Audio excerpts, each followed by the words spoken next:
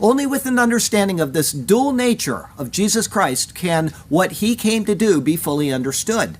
Understanding this, at least in a limited way, will be our goal today. Our text verse comes from Colossians chapter 1. It's verses 19 through 22. For it pleased the Father that in him, meaning Jesus Christ, all the fullness should dwell, and by him to reconcile all things to himself by him, whether things on earth or things in heaven, having made peace through the blood of his cross.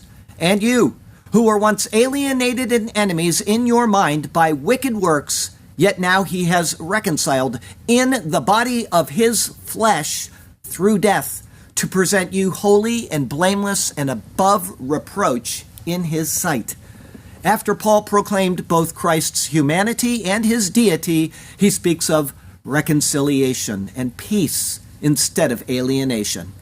He says that this came about through the blood of his cross. The implication is that without the blood, there would be no reconciliation, but rather enmity. And there would be no peace, but rather there would be strife. What Paul describes then is the process of atonement. The word atonement, in its simplest form, signifies a covering. It comes from the Hebrew verb kafar, which means exactly that. For example, the first of its 104 occurrences is found in Genesis 6, verse 1. Make yourself an ark of gopher wood, make rooms in the ark, and cover, kafar it, inside and outside with pitch. A very high stress is placed upon this word in Leviticus, and in particular in Leviticus 16, which details the Day of Atonement, which occurred every year in Israel. In a covering, there is a pacifying action, and in that there is realized a satisfaction or propitiation. Christ is our atonement, and the feast is fulfilled in him.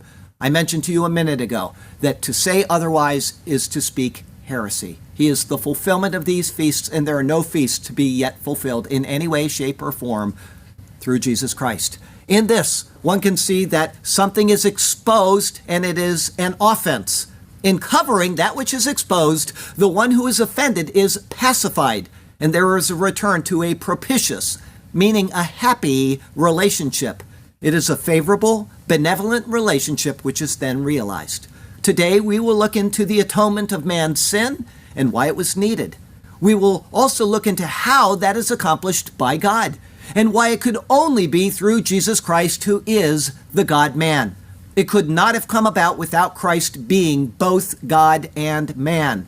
That is what the Bible teaches, and that is what we shall see revealed today. The biblical doctrine known as atonement is a marvelous part of God's superior word. And so let's turn to that word once again, and may God speak to us through his word today, and may his glorious name ever be praised.